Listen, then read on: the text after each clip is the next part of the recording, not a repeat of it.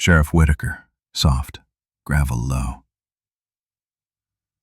You ever keep something because throwing it away would feel like lying? For me, that's this radio. County issue, analog dial, scuffed up like it's been dragged through a war. They closed the jailhouse 12 years ago, floodplain risk, the new reservoir creeping up from the south.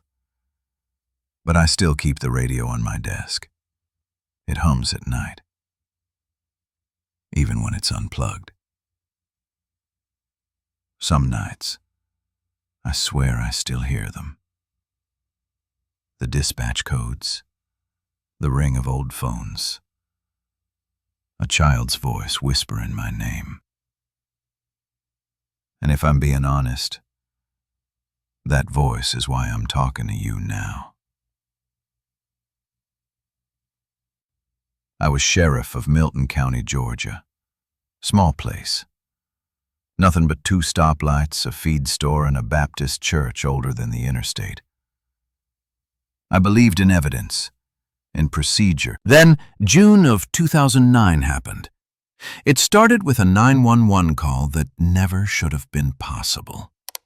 Dot Dillard, our dispatcher, had just poured her coffee when the line lit up at 2:03 a.m. The ID tag was blank. No area code, no prefix.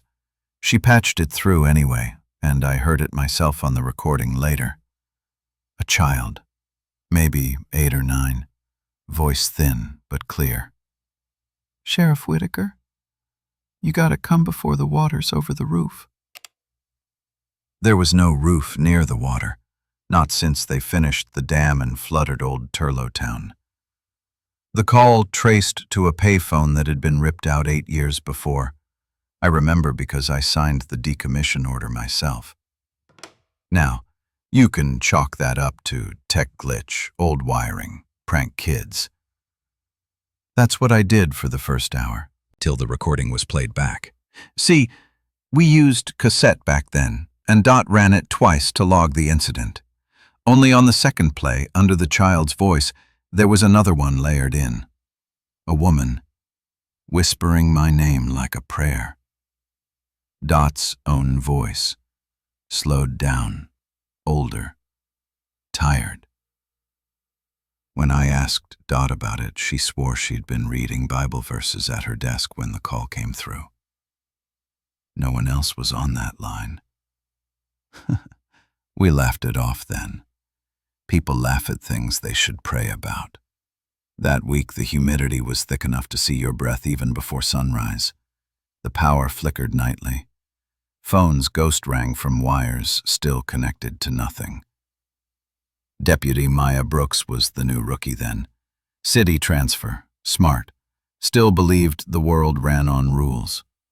She found me in the garage checking the generator. "Sheriff," she said, "you better listen to this." She'd recorded our dispatch feed for training, standard protocol. When she replayed it on the portable scanner, we heard my own voice issuing orders I hadn't given yet. Orders for that night. "Unit 12, proceed to Old Turnout, mile marker 14. Old Turnout was the service road that led straight to the reservoir edge, closed since the dam project. Brooks looked at me like maybe it was a joke. I looked at her like I wished it was.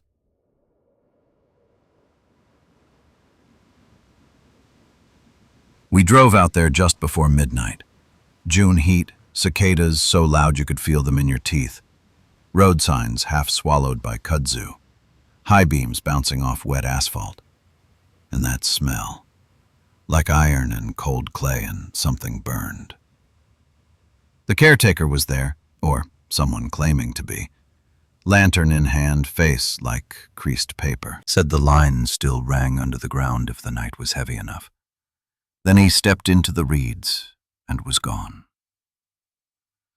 That's when I heard it for myself.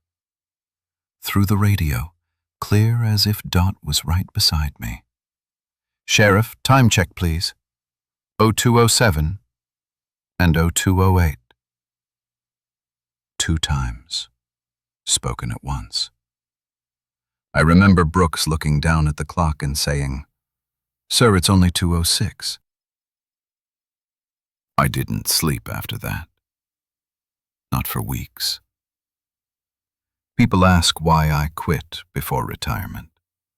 They say it was blood pressure or budget cuts. That's the official record. But the truth is simpler. When you hear your own voice calling from a place that doesn't exist anymore, a town buried under 30 feet of water, you start to wonder what else they buried with it. I kept the radio because I needed to know which side of the signal I'm on. Tonight it's humming again. That same low tone that means someone's keyed the mic from the other side. I'm going to play you what happened next. Not because I want to, because I think the signal's getting closer every year. And if it's coming for you, you ought to know the story. You ought to know the story. You ought to know the story. You ought to know the story. Case file 0914B. Milton County Sheriff's Office Incident Log. Filed and closed, but not forgotten. They say memory's like a tide. It pulls back slow, then hits you all at once. That's what that night did. Came in quiet, left me hollow. We logged the incident as possible prank call. No crime, no threat, no follow-up required. But I couldn't stop replaying that child's voice in my head. The way it said my name. Not like it was calling to me, but through me. Brooks was waiting at her desk the next evening. Uniform crisp, eyes red like she hadn't slept either. She had the dispatch tape queued up again, headphones half on, fingers trembling over the volume dial. "Sir, listen," she said, voice tight. "It's under the static." "Hear it?" I leaned in. There it was. Not a child this time. Not even a voice, really. More like breath caught between words. A sound shaped like my own drawl, but slower. Hollowed. You ever hear your voice where it doesn't belong? It's like standing in front of a mirror that blinks when you don't. I told her to pack up. We were driving back out there, old Turnout Road. So, it was nearly midnight again. Same humidity, same sound of cicadas folding into the dark like fabric. Georgia nights have weight. Air so heavy you feel it settle on your shoulders. We passed the last set of streetlights, then nothing but trees. The road twisted toward the reservoir, asphalt buckled, grass pushing through cracks like veins. Brooks kept glancing at the dash clock. "You notice it?" she asked. I did. The minutes weren't ticking forward. They were blinking. 0 to 06. 0 to 06. 0 to 06. Over and over. I told her it was a circuit issue. She didn't answer. A mile up, the kudzu hung thick over the guardrails. Looked like the woods were breathing. And there, where the turnout used to be, stood the old payphone plinth, cracked in half, the bolts still rusted into the concrete. But you could hear the dial tone. I stepped out. Air smelled like wet metal. The ground gave a little under my boots, mud slick and red as dried blood. Brooks followed, scanning with her flashlight. "Sir," she said, barely above a whisper, "look." There was glass half buried in the mud, a booth door, fogged on the inside. And on the glass, finger marks, words written backward like they were meant to be read from within. "Call home." Brooks' breath hitched. She raised her light again, hand shaking just a little. "This wasn't here yesterday, Sheriff." Her voice cracked halfway through the sentence. We both turned at the same time, heard something moving through the brush. Slow steps, not animal.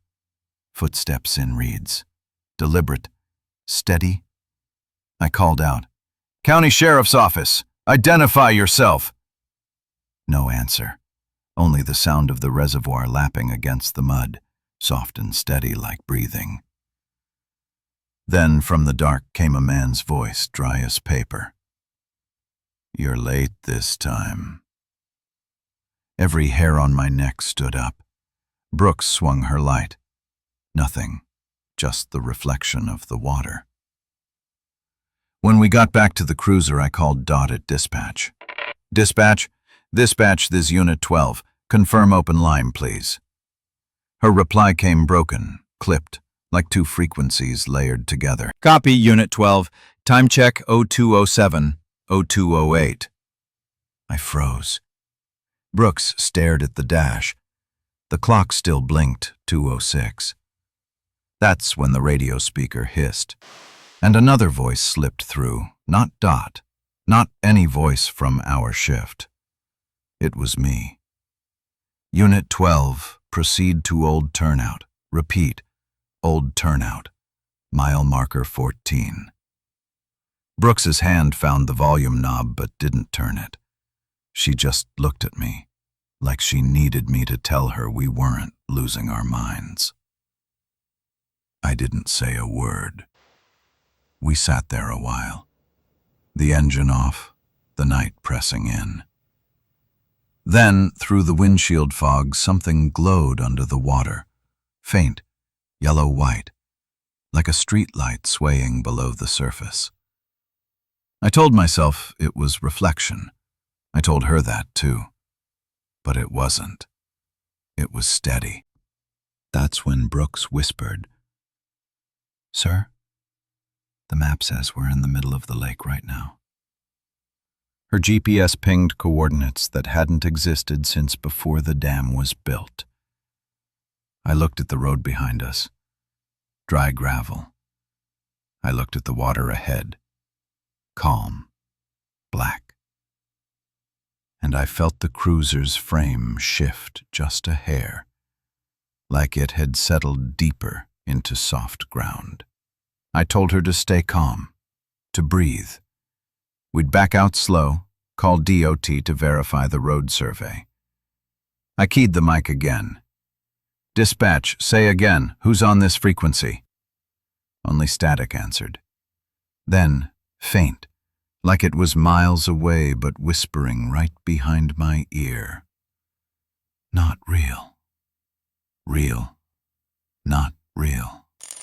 Brooks started to cry without sound, just small breaths shaking the mirror glass. I wanted to move, to leave, but it felt like if I shifted even 1 inch, the ground would pull us both under. I don't remember turning the key. Don't remember the drive back. Just the sound of tires on gravel and a voice on the radio repeating my name.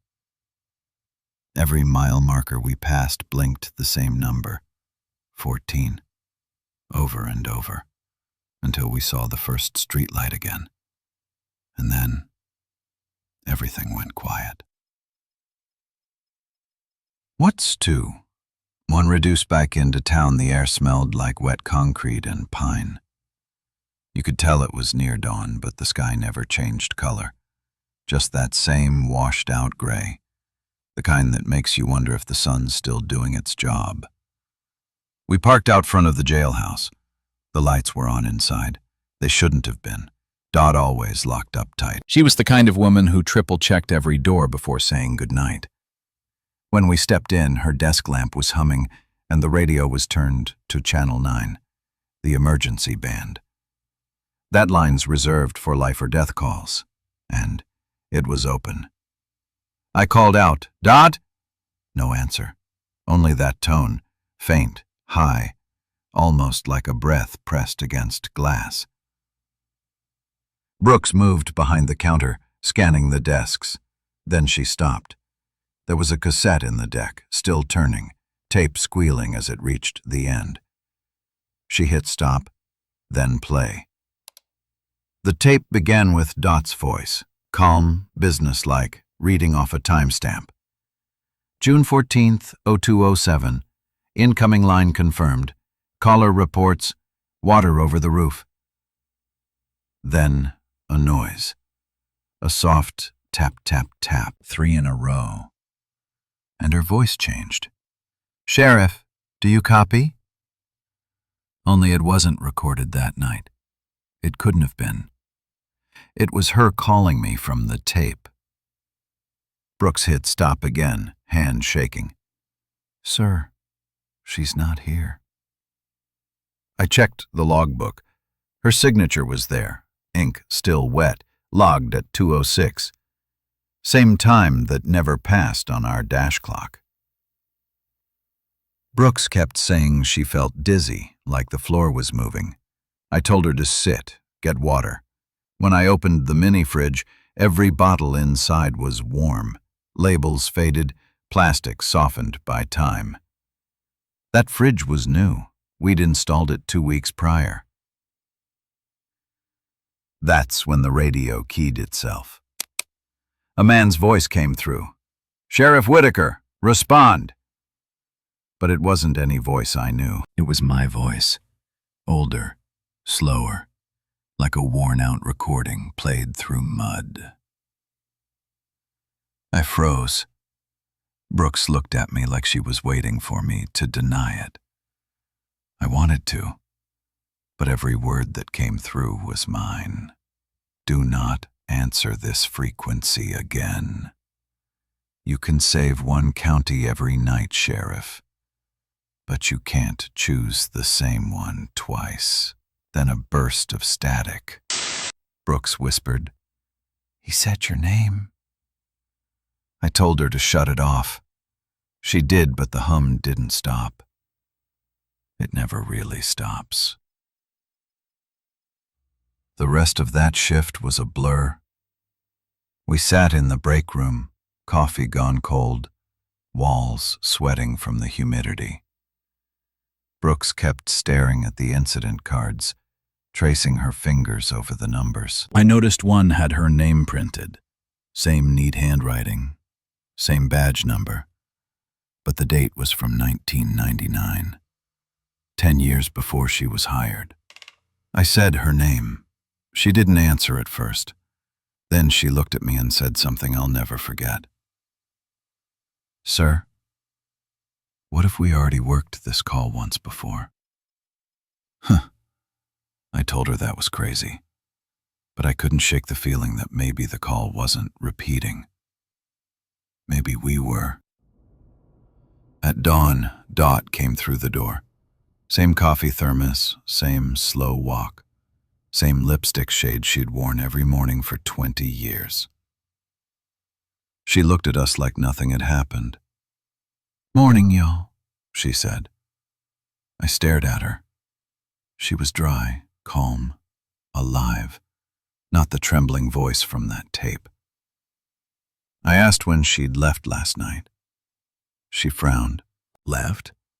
I didn't work last night, Sheriff. I've been home with my sister. Power outage took the lines down till sunrise."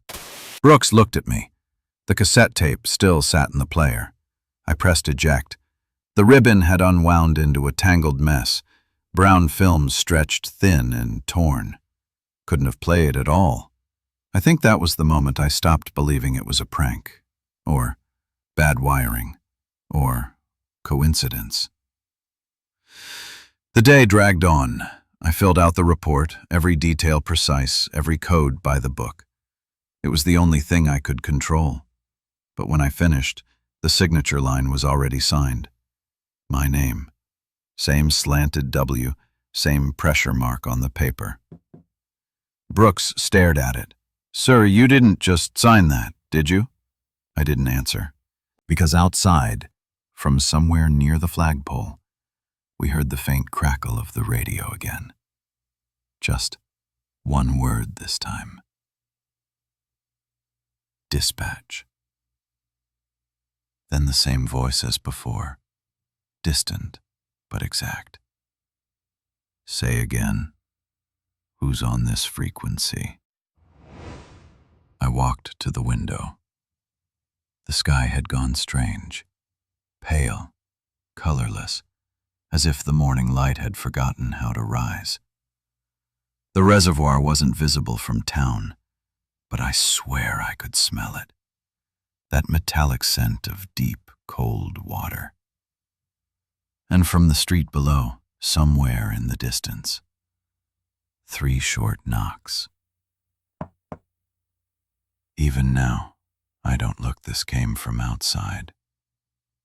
Or the radio. That's how it began. The loop that would unravel everything I knew about this county. And myself. I spent the next few days trying to make sense of it all. No talk about hauntings or ghosts. Just data, procedure, the comfort of lines and timestamps. I went through the logs again, the paper trail that keeps a county real. Every call has a source, a time, a voice. That's the rule. The call sheet for June 14th had 3 entries. Except, there should have been 2. The third one, the one I didn't recognize, had been typed with a machine no one used anymore. Lettering faint, ribbon smudged, timestamp just a few seconds before the official record. It said, "Call received. Responder pending. Water level rising." I checked the signature block. Same name, same badge number. But the ink was faded like it had been sitting in that file for years. I told myself it was a filing error. Old paperwork shuffled out of order. That's what I wanted to believe. The air in the office felt heavier by the day. Sometimes I'd look up from the reports and swear I saw shapes in the reflection of the radio glass, figures standing where the light should have been. Could have been exhaustion. Could have been something worse. The rookie. She kept busy, combing through records at the archive, the way a cop does when logic's the only rope left to hold on to. She found topographic maps, old ones, before the reservoir was built. The roads beneath the lake lined up almost perfectly with the new county grid. Almost. Half an inch off. Just enough for an echo. We traced the call coordinates again. They matched an address that no longer existed. 14 Turnout Road, once a church, later a general store, both now buried under 30 feet of water. I drove down there the next night, against department advice, because that's what we do when something won't let go. The air smelled electric, like a storm was waiting for permission. I parked near the service gate. The fence was bent from last winter's wind. No light but the cruiser's beams catching the mist off the lake. When I stepped out, the radio crackled on its own, no hand on the mic. Unit 12, confirm position. I froze. The handheld sat on the seat, the indicator light dark.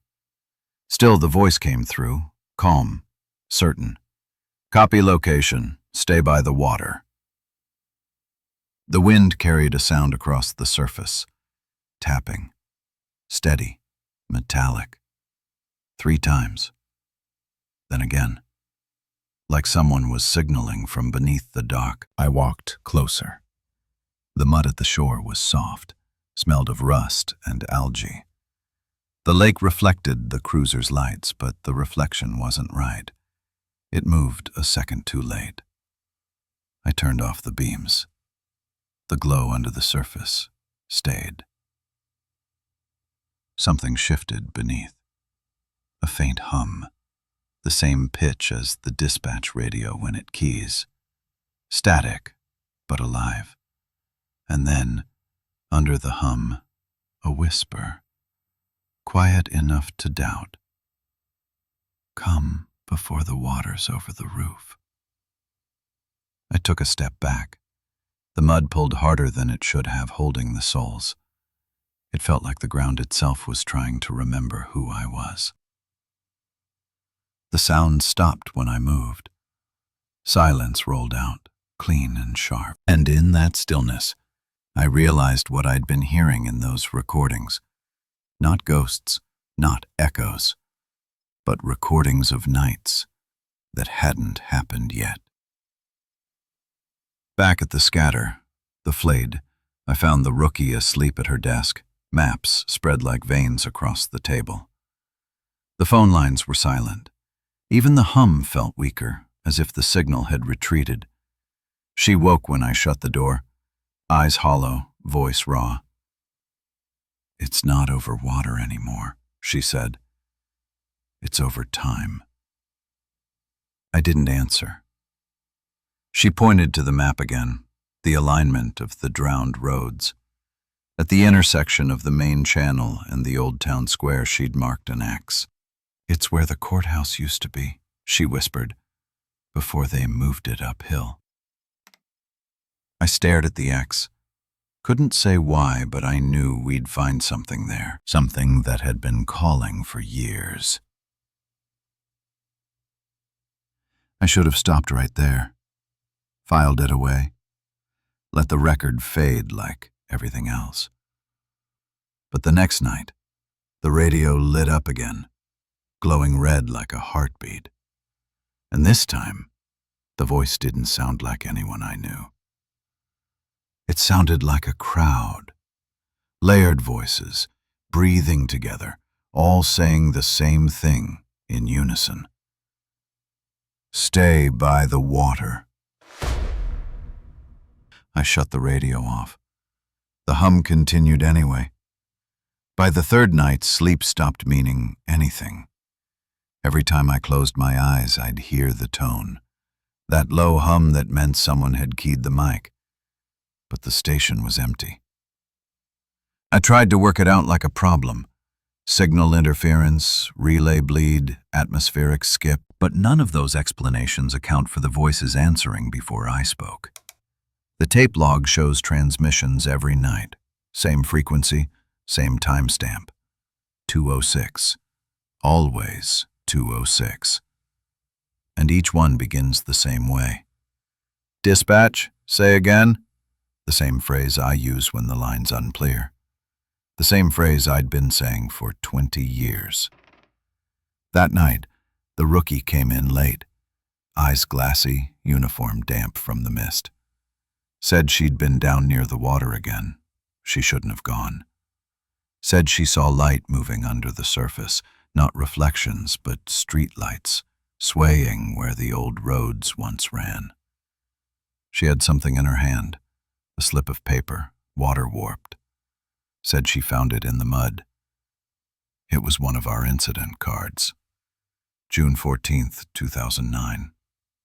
Same date, but written in a different pen, different hand. The ink shimmered green when the desk light hit it. Her name was on it. Mine too. And under status, someone had typed, "Pending transmission." I told her it was nonsense, a fake, but she didn't look convinced. She just stared at the radio, the red light pulsing faintly like something breathing. Around midnight, the storm rolled in.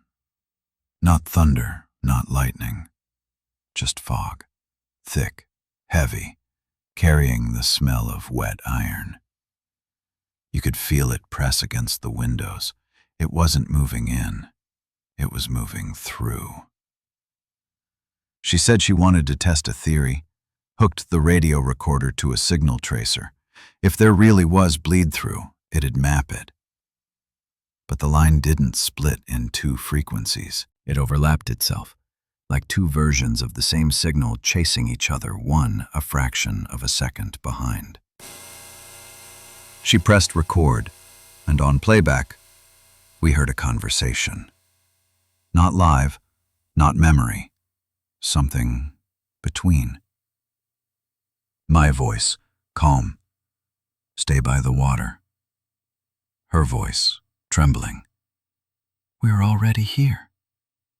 We hadn't said those words, not yet. I felt the air shift, like the walls took a breath. The light overhead flickered, stretching shadows long and wrong. Her reflection in the glass didn't blink when she did. Then, Dot's old desk phone rang. That line hadn't been connected since the power grid moved to fiber. Still, it rang, sharp, metallic. Each chime slightly off tune. 3 times, stops abruptly. She reached for it, but I caught her hand. Too late. The receiver lifted itself. The voice spoke through the earpiece, soft, distant, underwater somehow. "Sheriff, do you copy?" The water's over the roof. Same child's tone, but the rest of the words came in my voice. Not echo, identical. She dropped the handset. It swung on its cord, tapping against the desk. Tap, tap, tap. 3 knocks, perfectly spaced. Glass faintly answers from outside the window. Something moved past the window, a shape, blacker than the dark around it, dragging slow across the glass. Not a face, not really, just a blur shaped like one. She said my name. I told her not to. Didn't want the thing outside to know how to say it. Then the radio burst alive again. Dozens of voices, some human, some not, all breathing the same rhythm. Not real. Real. Eel. Not real. Not real. Real. Over and over, overlapping until the words lost their edges. I pulled the plug from the wall. The sound didn't stop. It came from everywhere. The vents, the glass, the typewriter keys rattling on their own. The rookie covered her ears. I shouted, "Enough!" Everything stopped. Dead quiet.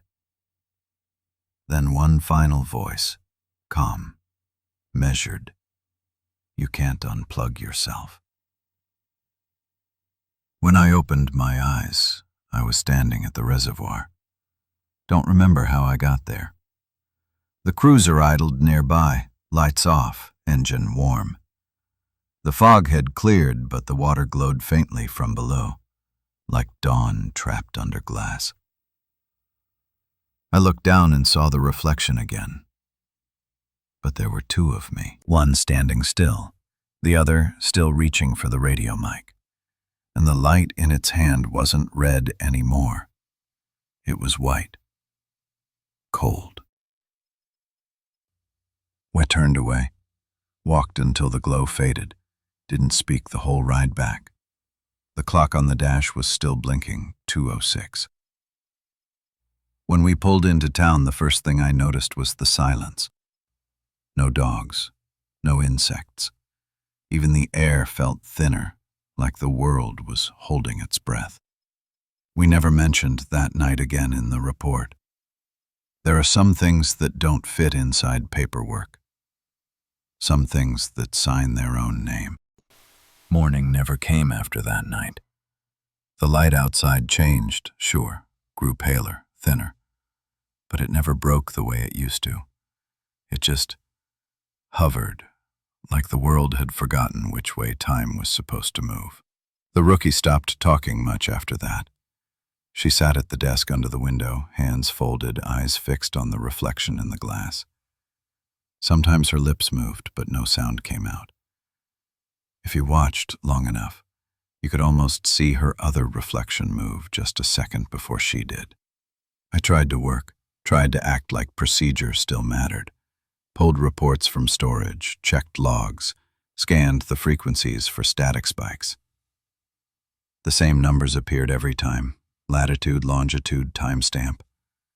The location pointed to the courthouse site, the one at the bottom of the reservoir. When the phone rang, I didn't flinch anymore. It had been happening every night, always 3 rings. I let it go this time.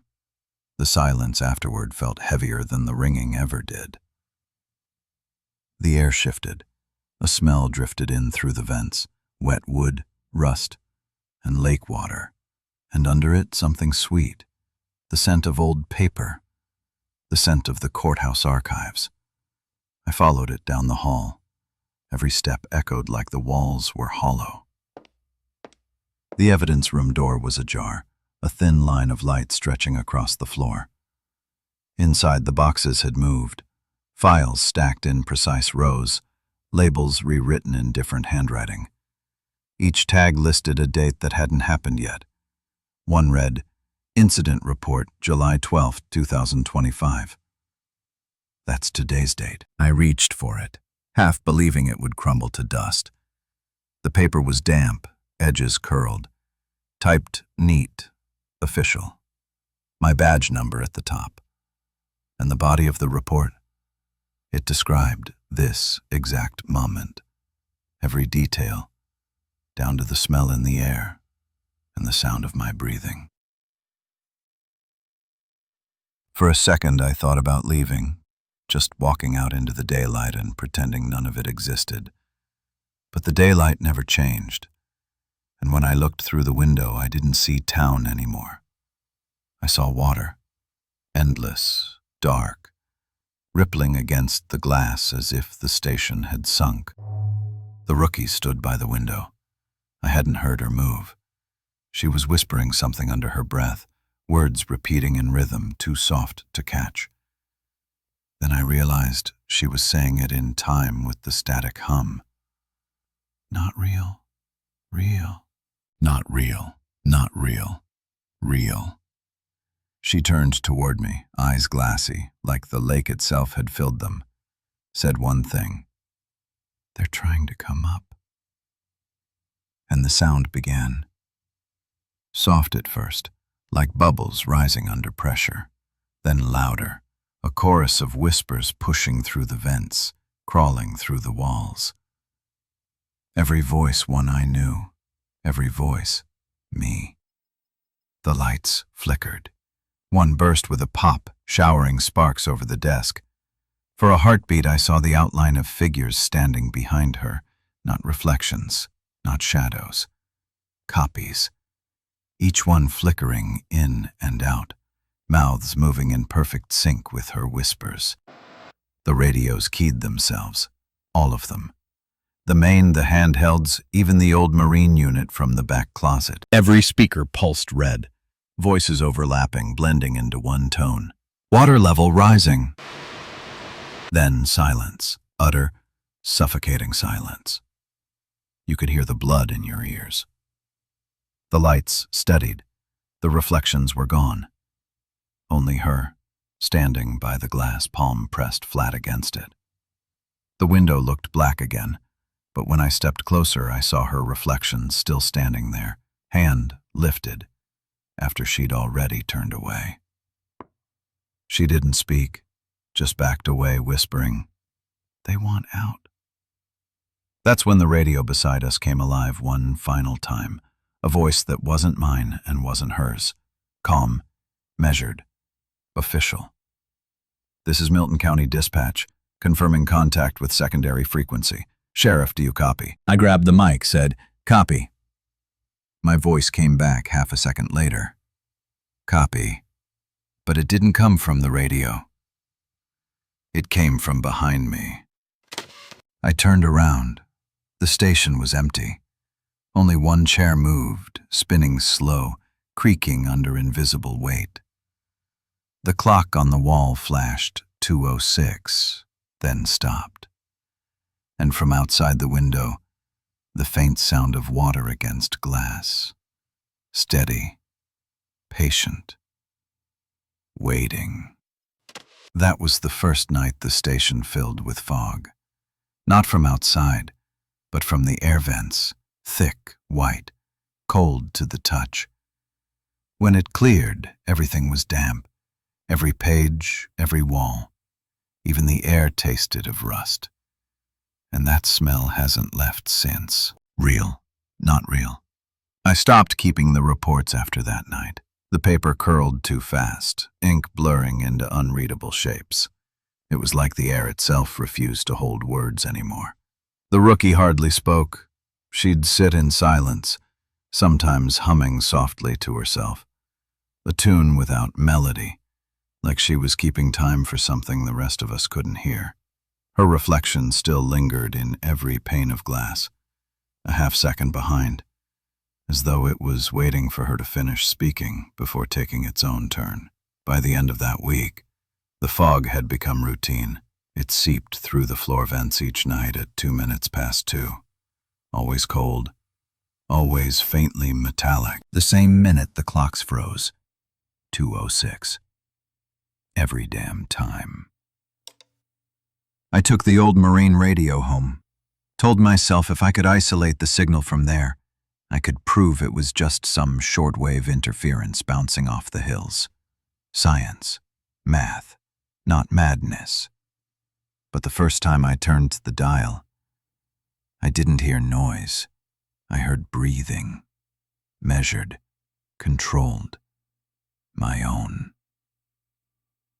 Then a second breath joined, perfectly synchronized, and a voice whispered through the static, calm as confession. "Sheriff, it's time to sign it." The house creaked like something shifting its weight above me. Old pipes, I told myself. Always old pipes. But when I looked at the wall clock, the second hand wasn't moving. It was twitching back and forth, like it couldn't decide which direction time belonged to. That's when I saw it, on the table by the radio, a single incident card I hadn't brought home. Same as the others. My name, her name, date blank, status, pending. I turned it over. The back was wet, not soaked, just damp, like it had been floating in shallow water. The handwriting underneath was mine, but shaky, uneven. "We are the echo." I don't remember writing that, but every letter looked right. I called the station. No answer, only static and breathing. Then a voice. Her voice. "Don't come back here." Then the line went dead. I drove anyway, couldn't stop myself. Road empty, trees black silhouettes against colorless sky. The world looked washed clean, like the edges had been erased. When the cruiser reached the town limits, the sign was gone. Just empty posts. The road dipped downhill, and for a moment I thought I saw the lights of the courthouse below, gold and steady. But they were underwater. Whole town was. I parked at the edge of the reservoir. The fog had settled low, thick as wool. Somewhere out there a single light pulsed red. Not a buoy, not a tower. A radio indicator, the same one I'd taken home. I stepped into the shallows, boots sinking into silt that felt more like memory than mud. Every ripple sounded like whispering, syllables with no words. I walked until the water reached my knees. Then the radio on my shoulder keyed itself. "This is Milton County Dispatch, confirming active transmission." The voice was mine again. "Copy," I said, before thinking. The water around me began to glow faintly, light threading up from below. Shapes formed beneath the surface, faint outlines of buildings, power poles, cars. And faces, dozens, all looking up, all with my eyes. The voices rose again. "Stay by the water." Then another layer joined, slower, deeper. "You can save one county every night." I realized, too late, that every night I'd answered the radio, every time I'd said copy, I'd chosen which version of this place got to keep existing. One drowned, one lived, but they were beginning to overlap. I tried to pull the mic free, but the cord wound tight around my wrist like a living thing, and through the static I heard her voice again, trembling, close, almost gentle. "It's okay, Sheriff. You made it in time. This time." Shock sound low, followed by silence 3 seconds. The light under the water flared white. For a moment, I could see everything. The courthouse standing tall, the streets filled with people frozen mid-step, and the sky above mirrored twice.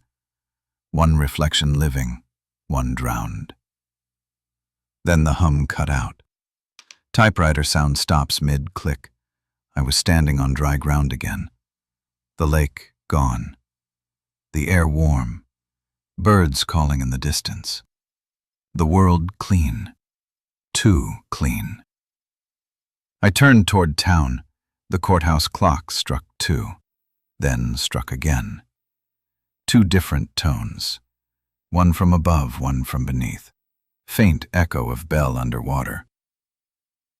The station door was open when I returned. Everything inside looked new. Fresh paint, working lights, clean air. The rookie was gone. Her desk empty. Files replaced by a single envelope. Inside, one line written in red pencil. Paper makes it real.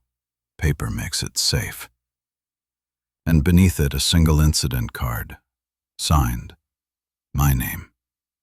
Her name. Date filled. June 14th, 2009. The same night it all began. 7s, that's when I understood. We never stopped that night. We've just been repeating it differently each time. 2 counties, 2 frequencies, and one of us always has to drown. I don't keep the badge on my desk anymore. It's locked inside the evidence box. Case file 0914B. They said the case never existed.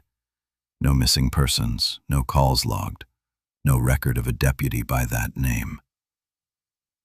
But I can still hear her. Every time the wind shifts off the lake, she's right there in the static, waiting. I've tried not to touch the radio.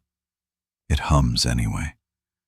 That soft pulse that feels like a heartbeat pressed against the edge of a wall. Sometimes if I sit quiet enough, I can make out words hiding in the signal. Not English anymore. Not exactly sound. Something like memory. Something like a place trying to stay alive through frequency. Well, I've spent years trying to map it. The drowned county below and the living one above. They overlap only for a breath, sometime between 2 and 3 in the morning. A seam where one world presses against the other. Every time we answered that call, we tore the seam wider. Every copy brought the water closer. I moved out to the old service road last winter, what's left of it. The reservoir sits just beyond the tree line now. Even drained halfway for maintenance, the air still carries that same metallic smell. Every night the fog drifts low, curling through the grass, and I sit by the window waiting for the hum to start again. Sometimes it begins at 2:06 sharp, sometimes earlier. But it always comes. Always. When it does, I pull the microphone close and listen. Never speak first. That's the rule I've learned too late. If you answer, you choose. If you stay quiet, the night just holds its breath until you do. There's one card left unfiled. The paper's warped, corners curled, ink half gone. Dateline blank. I've been staring at it for weeks, waiting for the right moment to sign. Every night the fog gets thicker. Every night the water line creeps closer to the edge of the porch. Last night, I heard the voice again, hers, soft as rain through the walls. We're almost even now. I think she means the counties. Maybe she means us. I can't tell anymore. There's a rhythm to it now. 2 pulses in the static, one always slightly behind the other. Like an echo chasing itself across time. Sometimes I catch fragments between the hum. Paper makes it real. Stay by the water. Come before the roof is gone. Each word lands heavier than the last. Each night it feels closer. They rebuilt the courthouse uphill years ago, but I drove by it last week. It looks wrong somehow. Same stone, same steps, but when you get close, the windows show nothing inside. Just the reflection of water. No people. No desks. Just ripples. I parked by the curb and watched the reflection move on its own. And for a moment, I saw her face behind the glass, smiling, holding the radio mic, mouthing the same words I was thinking. Not real. Real. Not real. Almost like laughter inside the signal. I should have left it there. But tonight feels different. The air's thicker, the moon bright enough to turn the fog silver. Something in the hum has changed pitch. Lower. Slower. Closer. The red indicator on the radio flickers without power. I think the signal's found me again. The faint sound of dripping water nearby. It's time. I can feel it. The house smells like lake water now. Floorboards damp, wallpaper soft to the touch. The hum isn't in the radio anymore. It's in the walls. In the air. In me. Door creak, slow, followed by a faint whisper chorus. I'm going to key the mic once. Just once. Not to answer. To listen. If you're hearing this, it means the seam opened again. You might think this is just another story, another tape. But stories don't bleed. Stories don't hum. If the air around you feels heavy right now, if you smell rain where there shouldn't be any, that means it's already started on your side too. I can't tell anymore if I'm above or below, if I'm speaking to the living or the drowned. But I can hear the roof creaking now, the sound of slow water pressing against it from above. Maybe the child's voice wasn't a warning. Maybe it was a reminder. We all end up under the same water someday. Some of us just get there early. I'll leave the recorder rumming. If the fog reaches the porch, the hum will grow louder. If it stops, that means the choice is made for me. The sound blurring like underwater reverb. If you're hearing this now, don't answer the next call that comes through after 2 in the morning. No matter what the voice says, no matter how familiar it sounds, it'll sound like me. It'll ask for help. It'll say, stay by the water. Don't. Please don't. The signal's stabilizing now. Lights flickering. Feels almost peaceful, like 2 worlds finally syncing up. I think that's what she meant. Almost even. I'm ready. If this recording survives, just remember, we were real once. At least one of us was.